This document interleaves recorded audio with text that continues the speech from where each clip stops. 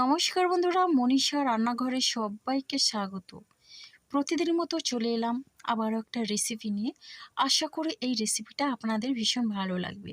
বন্ধুরা, আজকে কিন্তু আমি আটা আর বাড়িতে থাকা কয়েকটা সবজি দিয়ে ভীষণ হেলদি এবং টেস্টি টিফিন রেসিপিটি বানাচ্ছি। তো চলুন বন্ধুরা, রেসিপিটি শুরু করি আর দেখে নেওয়া যাক রেসিপির জন্য কী কী উপকরণ লাগে। তো প্রথমে দেখুন, এরকম মাঝারি সাইজের একটা বাটিতে 1 বাটি পরিমাণে নিয়েছি আটা। বাটিটা কিন্তু আমি বেশি উঁচু করে ভর্তি করে নিই। এবার নিয়েছি খুবই সামান্য পরিমাণে ছোট চামচের 3 থেকে 4 চামচের মতো বেসন। এবার আমি আটা আর বেসনটাকে বেশ ভালোভাবে মিশিয়ে নিচ্ছি। রেসিপিটা কিন্তু বানাতে ভীষণই সহজ লাগে আর খেতেও কিন্তু অসাধারণ। তো বন্ধুরা দেখুন, এখন আমি মিশিয়ে নেওয়ার পরে এখানে দিয়ে দিচ্ছি সবজি। তো প্রথমে আমি এখানে নিয়েছি কাঁচা আলু।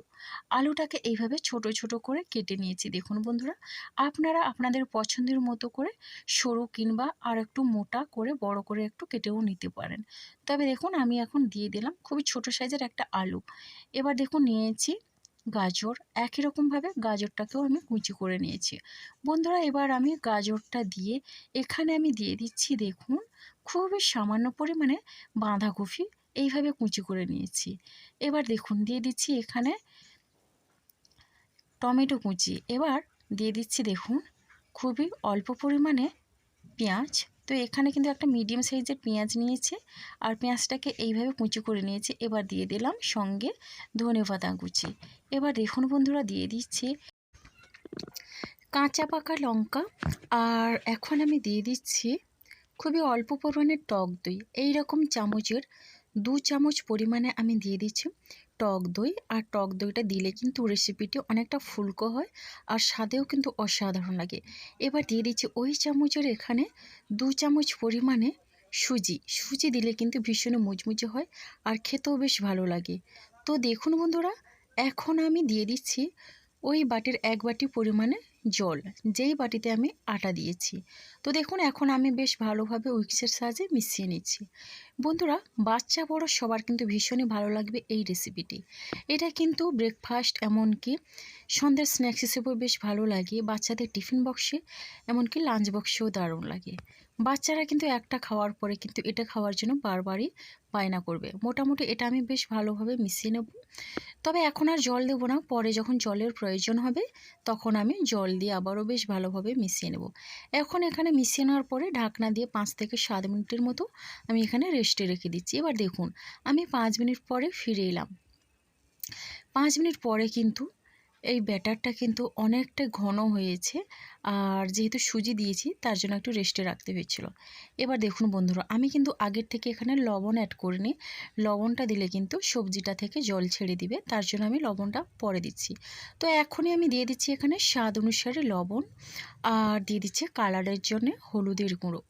বন্ধুরা, এখানে আমি দিয়ে দিচ্ছি দেখুন ঝালের জন্যে ঝাল লঙ্কার গুঁড়ো। একটু ঝাল ঝাল হলে বেশ ভালো লাগে। দিয়ে দিচ্ছি এখানে জিরের গুঁড়ো আর দিয়ে দিচ্ছি এখানে দেখুন গরম মশলা গুঁড়ো। এখানে আপনারা যেমন ঝাল খাবেন সেই বুঝে লঙ্কাটা দেবেন। এবার দেখুন, এখানে আমি দিয়ে দিচ্ছি সামান্য পরিমাণে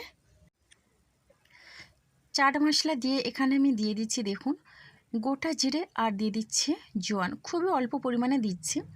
তো এবার আমি মিশিয়ে নিচ্ছি। আর জিরে জোয়ান দিলে কিন্তু হজমে ভীষণ সাহায্য করবে।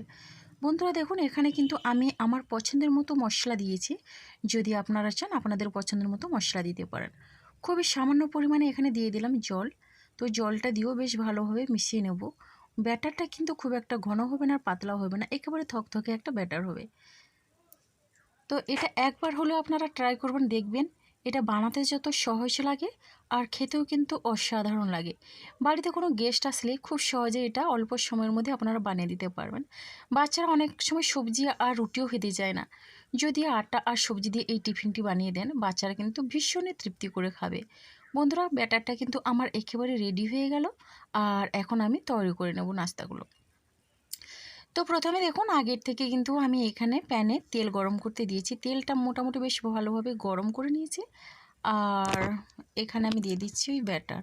তো 1 হাতা পরিমাণে প্রথমে এরকম ব্যাটার দিলাম। আর না, আমি একটু বড় শেপে করে নিচ্ছি। আপনারা চাইলে আপনাদের পছন্দের মতো ছোট কিংবা পাতলা করে নিতে পারেন। আমি একটু মোটা করছি আর একটু বড় করছি। এটা দেখতে যেমন ভালো লাগে আর খেতেও বেশ ভালো হয়। তবে বন্ধুরা আমি কিন্তু এই সময় ব্যাটারটা দেওয়ার পরে গ্যাসের ফ্লেমটা লো করে দিয়ে আমি ঢাকনা দিয়ে এখানে 1.5 থেকে 2 মিনিটের মতো রান্না করে নেব।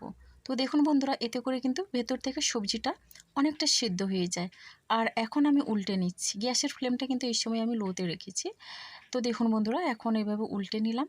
আর এটা একটু উল্টে পাল্টে একটু লাল করে কালারটা করে নিলে কিন্তু ভীষণই ভালো লাগবে। তো ভীষণই টেস্টি হয়। মোটামুটি দেখুন এইভাবে একটু পছন্দের কালার করে নিয়ে আমি ভেজে নিলাম। আমি এখানে অল্প তেল দিয়ে ভেজে নিচ্ছি, আপনারা চাইলে এখানে ডুবো তেলেও ভেজে নিতে পারেন। বন্ধুরা দেখুন, এবার কিন্তু দুটো হয়ে যাওয়ার পরে বাকি যে ব্যাটারটা আছে একই রকমভাবে আমি তৈরি করে নেব। রেসিপি ভালো লাগলে লাইক, শেয়ার, কমেন্ট এবং সাবস্ক্রাইব করে আমার পাশে থাকবেন নতুন বন্ধুরা।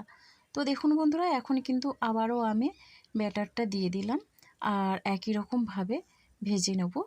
তো দেখুন বন্ধুরা, এই রেসিপিটা একবার বানিয়ে দেখুন আর কেমন হয় কমেন্ট করতে ভুলবেন না। আপনাদের একটা মিষ্টি কমেন্ট কিন্তু আমাকে অনেকটা উৎসাহ দেয় নতুন নতুন রেসিপি বানানোর জন্যে। তো দেখুন একই রকমভাবে আমি এখানে সবগুলো প্রায় রেডি করে নিলাম। দেখুন রেডি হয়ে গেছে একেবারে পরিবেশনের জন্যে। আর কতটা লোভনীয় হয়েছে দেখেই বুঝতে পারছেন।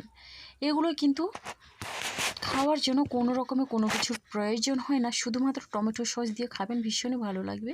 তো দেখুন এবার কিন্তু আমি এগুলো পরিবেশনের জন্য নিয়ে নিচ্ছি। আর এটা এতটা লোভনীয় হয়েছে, এটা কিন্তু দেখেই খেতে ইচ্ছে করে। তো বন্ধুরা দেখুন কতটা সুন্দর লাগছে দেখতে, আর অনেকটা কিন্তু মজমজে। আর এটা একবার খেলে চপ সিংড়া খাওয়ার কথা একেবারেই ভুলে যাবেন, এতটাই মুখরোচক লাগে খেতে আর অনেকটা মুচমুচে। আর দেখুন বন্ধুরা কতটা সুন্দর হয়েছে ভেতর থেকে। তো এটা কিন্তু যে কোনো সময় আপনারা খেতে পারেন, যখন রুটি পরোটা খেতে ভালো লাগে না, এই টিফিনটা আটা আর সবজি দিয়ে খুব সহজেই বানিয়ে নিতে পারেন। তো দেখুন বন্ধুরা, আজকের রেসিপিটা কিন্তু আমার এই পর্যন্ত। আর আগামীকাল আসবো আবারও একটা নতুন রেসিপি নিয়ে। আপনারা সবাই সুস্থ থাকুন, ভালো থাকুন। অসংখ্য ধন্যবাদ আর অনেক অনেক ভালোবাসা রইল আমার সোনা